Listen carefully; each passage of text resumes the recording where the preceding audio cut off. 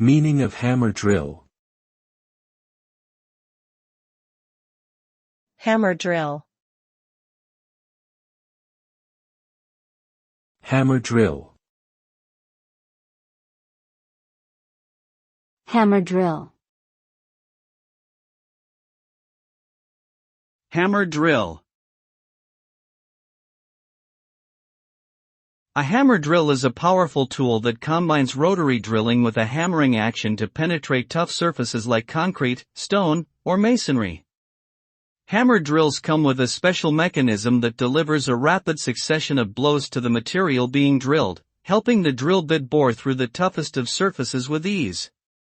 The hammering action makes it easier to drill holes in hard surfaces without the need for excessive pressure, and the drill can be used for a wide range of applications, including drilling into brick walls, ceramic tiles, or concrete slabs.